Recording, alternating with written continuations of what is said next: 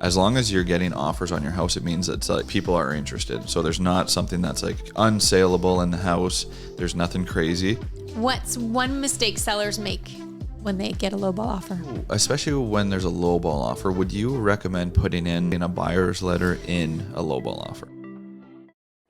Welcome to the TNT Real Estate Podcast, where we spark conversations that set you up for real estate success. I'm Tyler. And I'm Tanya, and each week we bring you expert tips on navigating Northern Ontario's real estate market. Whether you're buying, selling, or investing, we've got the tools to help you thrive.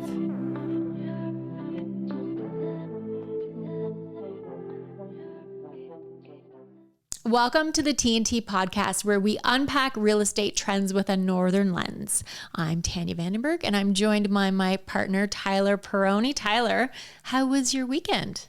It was good. It was good. We traveled down to Tiny Beach, which apparently nobody knows where it is, but it was good. We spent some time with my sister and brother-in-law and brought the kids and played on the beach, and it was good. Yeah, you guys had nice weather for it. Yeah, it was good. It was hot. Amazing. It was almost too hot, but I'm not complaining. Yeah. What did you do? What did I do? I flew away, went to Quebec, past Quebec City to Charlevoix. We did a little birthday weekend trip. Nice. Very nice. Do you want to tell everybody how old you turned or no? No, never. That is a secret. That's funny. Only to be discovered. Mm-hmm. Okay, what are we talking about today? Today, we're going to talk about something that you and I have a lot of experience with. I think in the last, decade plus of real estate that we have experience with lowball offers. Mm-hmm. How do you feel about lowball offers? It depends on the market and it depends on the house.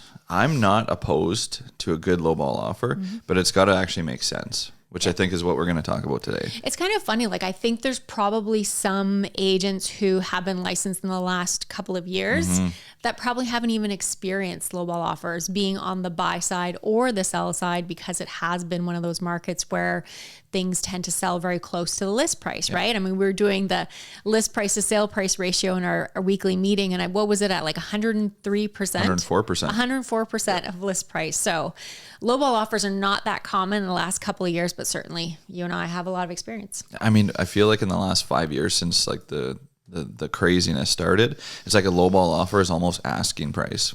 Yeah, true. It's like, okay, I'm going to give you exactly what you're asking for, but most properties are underlisted. And so, I mean, some sell for 100,000 over. So, right. I mean, a lowball offer could be. So a seller can still have that little bit of disappointment receiving an offer that is at list price today's market. Yeah. Okay. So going back to, let's get into the nitty gritty on real actual lowball offers. So let's say you are representing a seller and a buyer comes to the table and their offer is $30,000 below the list price. How do you approach it? Are we in multiple offers, or is it just one offer? Just the one offer. Just one offer. Just the one offer. Straight negotiation. So I think, any offer I would say is a good offer. As long as you're getting offers on your house, it means it's people are interested. So there's not something that's like unsaleable in the house. There's nothing crazy. But the number one thing I would say is just to leave the emotions out of it. So when you and even as a realtor, you believe in the price that, you price the house at, and somebody comes in low, it could be you might take offense to it yourself. It's a little bit of a jab to maybe I'm not doing my job correctly or something, but it's really none of that. There's multiple reasons. And the number one question you need to ask the other side, whether it's the buyer, if you're, taking care of both sides, or it's the other agent, is why. Why are you coming in 30,000 under? If they can prove, maybe the price is right at 30,000 under, then it's a conversation. And then you go back to your seller and say, listen, they have these comps. Maybe the house has been on the market for 2 months. Maybe there's new comps that came to light. And, maybe it is time to adjust our price. Right.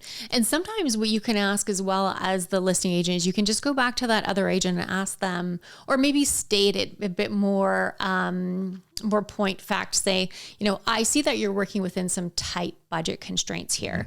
And that's one of those things you might get a little bit of insight into the other side. Is it just a matter of their budget and this is the max that they can afford, or it's close to the max they can afford? So they're just trying their hand to see if they can achieve this property at that price. Yep. And if you frame it that way and you say to that other agent, I see you're kind of working within these tight budget constraints, they might come back and say, oh, well, no, we're not. Actually, we're approved up to 600,000. And then you get that bit of insight into that client's budget, which maybe the agent didn't intend to give you, but they're going to have a little bit of pride and they're going to bring that forward. So you can get a little bit of insight that way. And maybe they are working within budget constraints. And then you understand working with the seller that, okay, we're probably not going to get as close as we need to or want to in this price just because this is where the buyers are at. And I find a lot of them come in, especially the low ones, and say the property is listed at 500, it comes in at 450.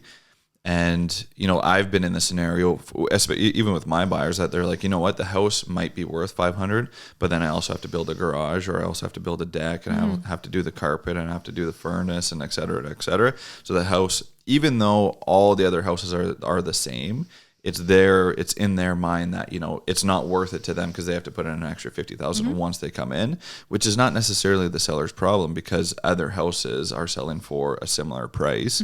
But I find that's probably the biggest reason why there's a low offer, is because they might think the house is priced correctly, but then in their minds, when they move in, they have all this work to do. Yeah, absolutely. It's nice to get a perspective from the buyer side when you're working with that seller, and ask their agent kind of like what constraints they're working with and get an idea of where they're coming from too, right? I think, your first point about taking the emotion out of it, I think is so important. And I think a lot of people don't shield their clients from that emotional factor. And it's our job as agents, it's nice kind of to be in between these two parties so that we can sort of be that barrier to take the emotion and present the offer, even though it's low. And maybe sometimes you present it with a little bit of kind of a caveat to say like, okay, so Mr. Seller, this offer is coming in low. It's a starting point. Let's look at it. Let's consider it, and let's see where we can go from here. Yeah. Now, do you reject the offers or do you counter the offers? No, I think like you said, I think every offer you can work with to a certain degree. You will start to work with. Now you might be a little bit more firm in your anchor point rather than coming down and being reasonable right at the beginning. And that can kind of take a little bit of more time for negotiating, but certainly if someone comes in low, they start with a low anchor, you're also going to just maybe counter with a pretty strong anchor to kind of see where the other party comes up. And sometimes you'll be surprised they'll come up $15,000, $20,000 because they really want it, or they're a bit at risk of another offer coming in. So it's always one of those things where it's like, especially on the buyer side, it's like, you never know unless you ask. So if they come in $50,000, well, maybe they have no intention. But as a seller, if you're like, as a buyer, if you send it in and they come down $25,000 and you're only expecting them to come down $10,000, it's like, it's kind of a win. So that's why we have to keep the emotion out of it. Even if you don't want to come down and price at all, just send them back something. I always recommend to counter. Yeah, I think keeping the conversation going, keeping the offers going back and forth until you hit like a complete, no negotiating past this point.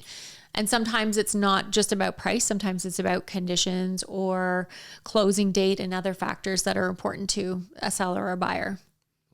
Okay, so Tyler, have you ever had a seller who has, really dug their heels in and maybe almost walked away from a lowball offer, but then in the end, you kind of worked with it? So honestly, I actually had one early in my career, and it was like the biggest house I've ever sold. At that point, it was a beautiful house in Lively, and it was actually a call to my broker record at that time, and I was like, you know what, my people are, they're just not budging on this price. I guess they were moving into a retirement living, and I was like, this is the last kick of the can to make as much money as possible so we can live a great life.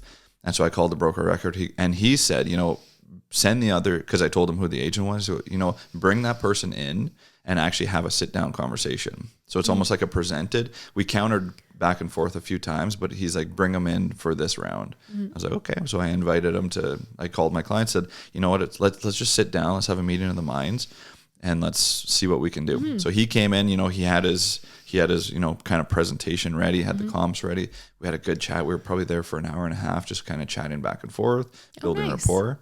Yeah. And then we ended up coming to an agreement at the table. The client or the other agent would walk away, call his clients, and we'd kind of go back and forth. But it was an interesting way for me, especially as a new realtor, to realize like the power of presenting offers, especially in person, because we're at this point, like sometimes obviously we get offers sent to our emails, no calls, no text, no writing, just here's my offer, which is an awful way to do the business. Yeah, absolutely. And especially if you're going to come in with a lower offer, or you believe as the agent and your client believes the price is maybe a little bit off or it's higher than what your clients want to spend, you really need to take the time as the agent to present that offer, to bring it forward, to kind of justify why you're coming in a little bit lower.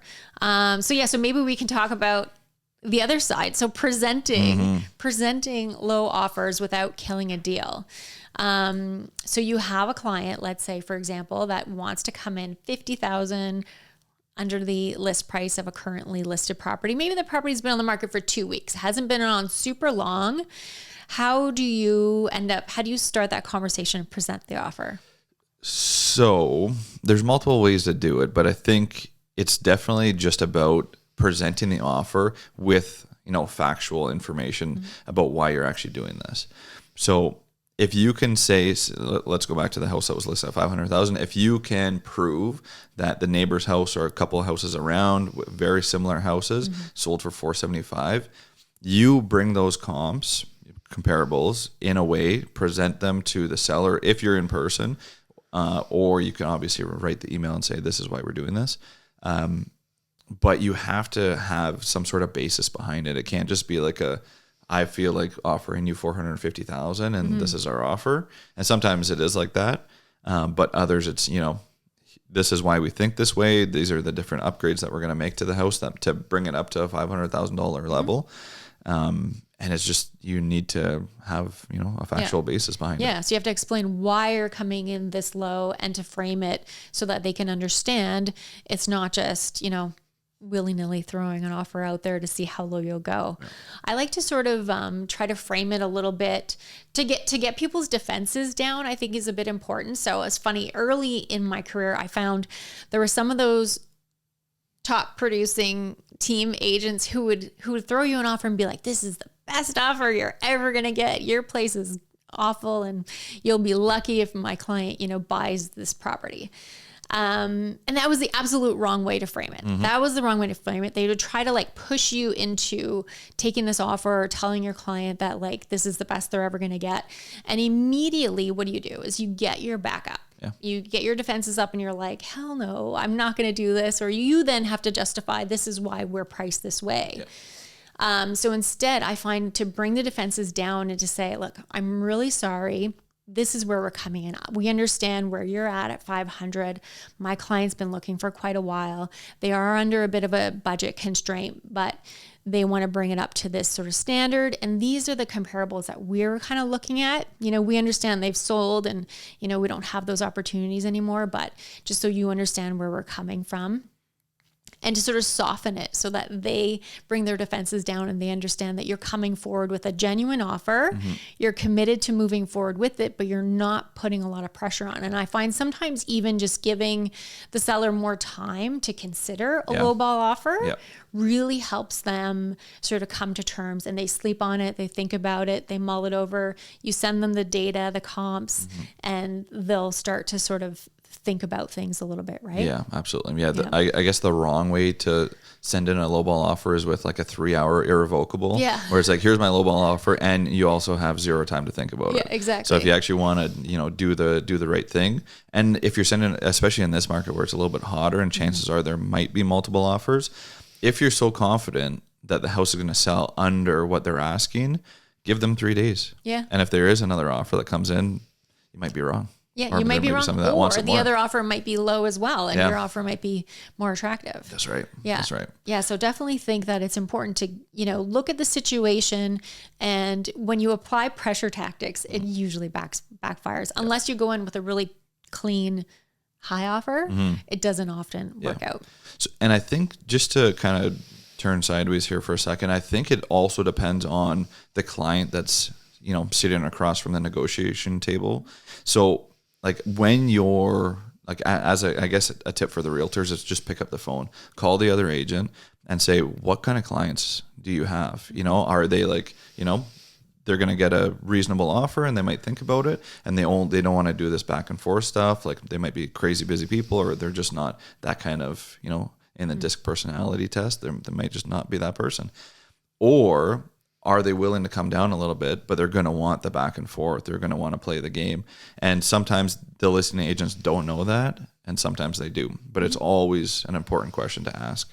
What kind of who are we dealing with here? Exactly. And sometimes you have home sellers who maybe have been in the property for 20, 30 years and have a lot of pride and need more time, and they need to sort of like go back and forth maybe a few times. But on the opposite side, you might have some people who, like you said, are super busy, very stressed, and don't want any more showings, and they just want it done quickly. So you really do need to have that conversation with the other agent. That's a great tip. Mm-hmm.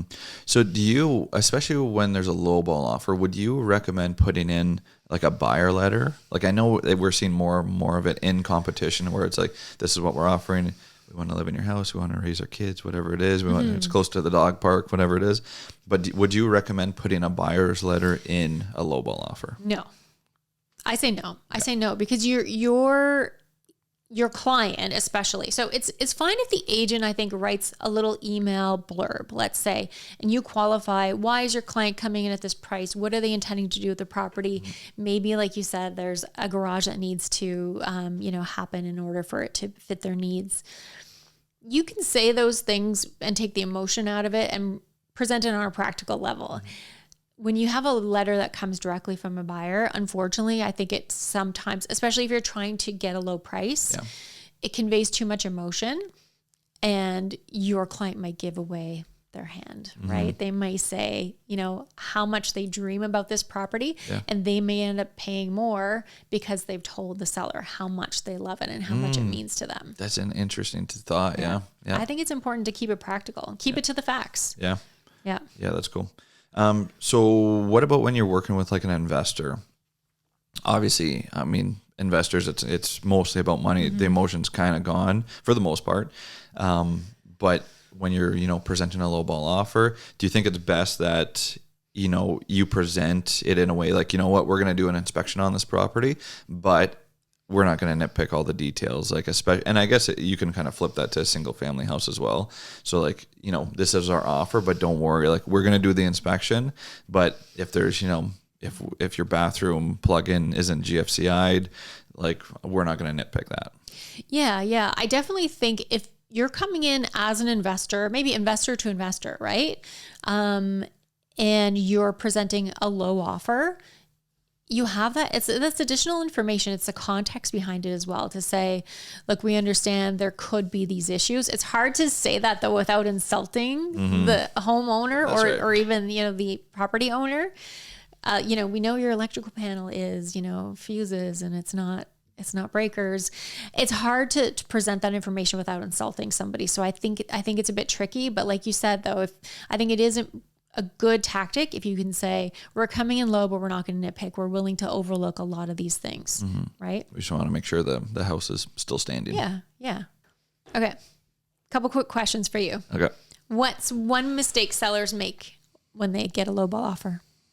Being too emotional, being insulted. It's just a business negotiation. Is it smart to ask the buyer's agent why the offer came in low? Hell yeah. You have to. If there's no reasoning, it's like, what am I going to present to my seller? Do you ever coach clients to respond with terms, not price? Absolutely.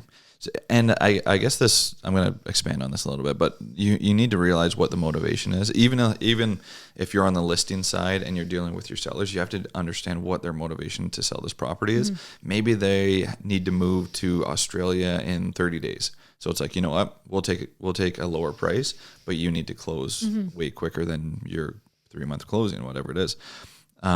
And I mean, then you can, like, if you want like a lowball offer, if you want a lowball price, if you want a low price, then remove your financing condition or remove your inspection condition. Make it a little bit more appealing to myself and my clients. Yeah. There's a lot of stress that goes into that sort of conditional period too. So it can be really valuable to a seller to have less conditions or a much shorter conditional time frame. Okay. Have you ever seen a lowball offer turn into like a crazy price that you didn't expect? Yeah, yes and no. So no, not single, Okay. but when the low ball offer comes in and then you get competition. Okay. Fair. So timing wise, when you get competition, then it ends up driving the price up. I know. So it's funny enough, a couple of weeks ago, I actually had this where somebody sent us a lowball offer on this property. And then, a couple hours later, we got another offer, and that lowball offer came up like $30,000 and ended up winning the bid. So it's like, yeah, it happens. It's whenever there's competition that drives up the price. Urgency hurts. Yeah. Okay, so last question for you. What role does timing play? Like how long the listing's been up? Yeah, so when the listing's been up longer, typically you'll tend to have a little bit of a more give in terms of the price. Yeah, if a property's only been on 1 or 2 weeks, no, you're not getting a lowball offer accepted. Unless there's like extreme circumstances, the seller needs to sell. Yeah. Yes, sellers are, in those first couple of weeks, they're still excited. They're still hopeful. But when they get to 30 days plus in this market, for sure. In this market, yeah. Yeah. A couple of years ago, it would have been like 60 to 90 days. But yeah. Okay. So lowball offers are obviously, part of the real estate game, whether you're selling or buying. So what's one last tip that you can share to kind of up let's say on the buyer side, what's one tip that we haven't really talked about? So if you are the buyer and you want to get a property for a great price, you have to be flexible on your conditions and your terms. Mm-hmm. So if the seller wants a quick closing, close quickly, make it a cash deal or very, very short time frame in order to get your financing condition approved. That's when you're going to get a low offer accepted, is that you have to be clean or cleaner and very appealing to that seller. That's a perfect way to end this. Yeah. Well, that's been a really enlightening chat. Thanks so much for everybody for tuning into the TNT podcast. If you've enjoyed today's episode, don't forget to subscribe, leave us a comment, and share the episode with other people who are looking to succeed in real estate. So we will catch you next time with more tips and strategies for Northern Ontario's #1 real estate market. Until then, stay ahead in real estate.